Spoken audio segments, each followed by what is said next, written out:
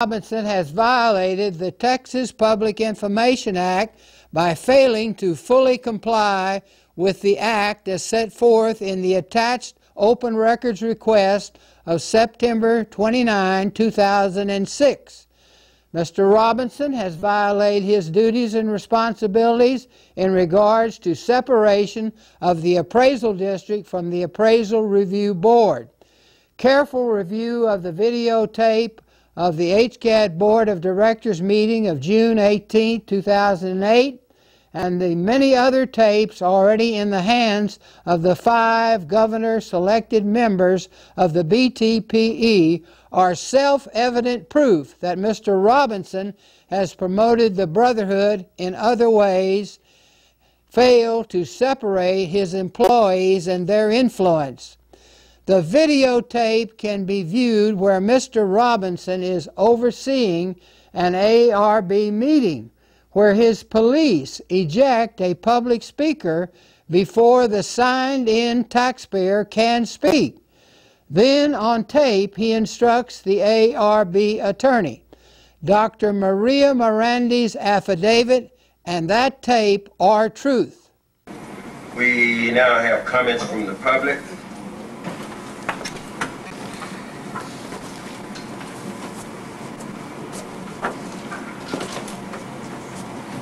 Clarence, do you want us to bring these slips up to you? You have 3 minutes, Mr. Hart. But you want to bring the slips up? These here? You can do whatever you like, but you have 3 minutes. Good morning. I am Betty Lee Hart, one of thousands who visit Taxpayers for Equal Appraisal's website, www.hcadtea.org daily. On Wednesday, April the 17th, 2002, Dan and I met with Ms. Ann Roberts and Mr. Clarence James and were told Dan could make comments from the taxpayer side at the full-day ARB educational program on Friday, April the 19th. During a Thursday phone call, Clarence told Dan he could not speak during ARB education on Friday, April the 19th. On tape, Dan told Clarence he would bring a few other taxpayers who would give Dan some of their 5 minutes to speak at the regular meeting so taxpayers could educate the ARB jury. Clarence said, "That's your right." The taxpayers who took off work and missed family duties and all the other taxpayers who have heard the facts on the tape to be played now seek justice. Okay. Well, so what you're saying is that Coach Hart will be allowed 5 minutes and 3 seconds, I guess. If I don't have a spot for you on the regular speaking thing. If I had known that in front, we would have presented it and we would have, been arranged this week. I don't want to tell you a lie. But you're always welcome in a meeting, Well, then what I'll have to do is bring enough people Hart, your 3 minutes up. that, Hart, 3 minutes up. get their 5 minutes and then turn it over to me. you're telling me that's it. All right. I'm Coach Dan Hart. Thank you very much. Chair will entertain a motion to approve item number 4. So moved. Second.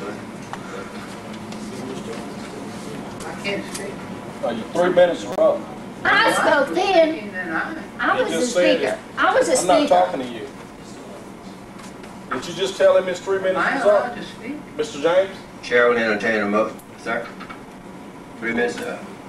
Chair will entertain a motion to approve item number 4. What about other speakers?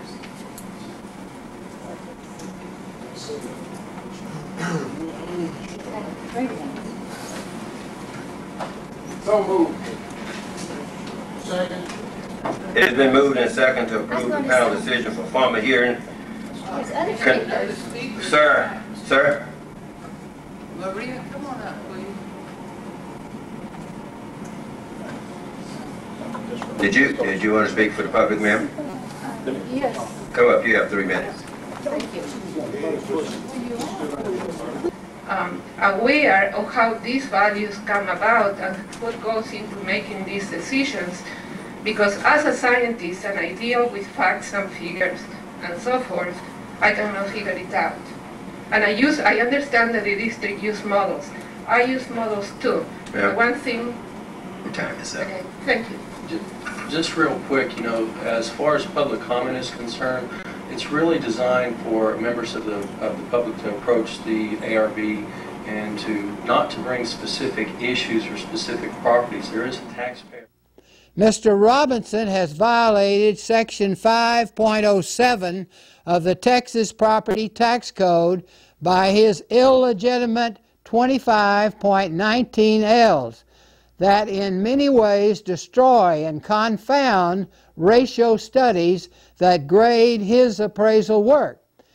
They, in a real sense, rob certain taxpayers, and senior tax consultant Curtis B. Cardin's affidavit and the brief titled "The Fine Art of Digging Dirt" are self-evident truths.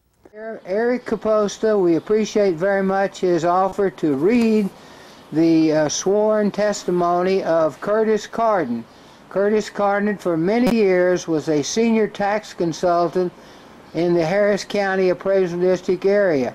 His comments are true and valid, and of course if we could schedule something and put it on a time schedule, we could make a little plans. Maybe we could bring Curtis down here to Houston, Texas, and he has agreed to come if we can set something firm. But because of the necessary time element here, we're going to turn to Eric to read his affidavit. Affidavit of Curtis B. Cardin. I witnessed firsthand HCAD's discriminatory and unfair treatment of hundreds of taxpayers. The policies adopted by HCAD's administration resulted in certain taxpayers being selected for special appraisal via the 2519L value adjustment. This procedure is in direct conflict with U.S. PAP rules, the Texas Comptroller's ratio study guidelines, and also violates the equal and uniform taxation theory most American taxpayers expect. This 25-19L procedure basically removes a computer-driven appraised value on a property and overrides the value, oftentimes with known sales price value. This is one of the procedures adopted by HCAD to manipulate the Texas school funding system and is commonly referred to as sales chasing or selective reappraisal. The practice of sales chasing treats similarly situated taxpayers very differently, but as not all known property sales are chased, HCAD is not even fair and equal in their discrimination. Example, some taxpayers with known sales are somehow able to avoid this discriminatory treatment. HCAD has also enforced policies to exclude the public from open meetings and to withhold open records. As an example, one time I attempted to attend an HCAD property appeal hearing. I was told by Kenneth Smith, Jr., Vice Chairman of the Harris County Appraisal Review Board, that the hearing area was off limits to the public. When I questioned Mr. Smith's opinion, he proceeded to physically restrain me from entering the hearing room and notified their security force, which also denied my access to the open hearing. As a witness to HCAD's abuses, I'm more than willing to travel to Houston to testify about my experiences with HCAD. Signed by who? Curtis B. Cardin. Mr. Robinson has violated the public trust by giving taxpayer funds to the South Central YMCA Human Enrichment of Life program. Please review letter packet from A.L. Rankin, who during his tenure at the State Board of Control could not remember this ever happening. Mr. Robinson has violated his oath that he shall. I will apply all laws, rules, methods, and procedures in a uniform manner to all taxpayers. He, on June 7th, by his police force, removed taxpayers who were only passing out leaflets on tax matters from Texas government land, just like the land around the Texas Capitol in Austin, where taxpayers can and do pass out leaflets all the time.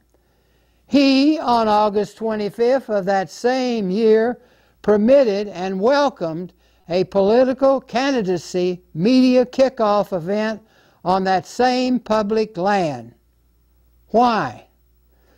Mr. Robinson has violated his oath that he shall, I will not speak or act in any manner or engage in any practice that is dishonest, fraudulent, deceptive, or in violation of law or common morality. On June 18th, 2008, the HCAD Board of Directors were individually given copies of Everything Old is New Again, and they listened to an audio tape of a previous HCAD board meeting. Mr. Robinson's words, the books he, San Seifer, purchased for the district's library for our use are evil things like managing people and organizations and the trainer's handbook, and his willful overlooking of San's admitted but Jim Robinson's omitted taxpayer reimbursement for San's personal items prove beyond any doubt that Mr. Robinson has violated his oath. The gentleman who outside Mr. Renfro, I think, has received a copy of the email that you see in your packet. And what I'd like to do is lay some background facts, how we have had people talk to us about this issue. The basic issue is where we stand as far as the public getting into open meetings of the Appraisal Review Board 3-member panels. I see the faces of the people that I have seen and talked with and have on tape. So we have some contradictions that I'm asking the board to straighten out. Short background facts. HCAD has blocked by police force any access to sub-panel meetings of the ARB that are totally separate from the district. So how can Mr. Robinson opine and make law when the chair of the ARB is a separate entity? Secondly, on tape, Ms. Terry contradicts Mr. Robinson, Mr. Renfro, and everybody when she has told the police force of HCAD that the meetings are open to the public to video record and audio record at any time they wish. Then on tape, Mr. Renfro has stated to Betty Lee and I, any member of the public can go to any ARB 3-member panel meeting anywhere in this building, but they cannot audio tape and audio record. Then on tape, Mr. Renfro has explained to me the difference between open, and it's found in the tax code in section 41.66D, and the open that is in the Open Meetings Act that we had a meeting on yesterday for 3 hours with the Attorney General's office. Then, for $1, all Coach Hart has to do is go down, file an open records request, and then let Sands check it out, and then I get an audio tape of the complete hearing. Quite confusing. We hope that the chair of the ARB, independent and separate with their attorney if he needs counsel, will be kind enough to go before our camera and explain to us exactly what the rules of the road shall be here in Harris County, because this county sets precedent all across the state. I have one other short request. After listening to Mr. Renfro talk in Austin at the Board of Tax Professional Examiners and reviewing what he had to say, and then other conversations that I have taped, I would like for this board, the new members, to go to the second page. We have an article there entitled, Everything Old is New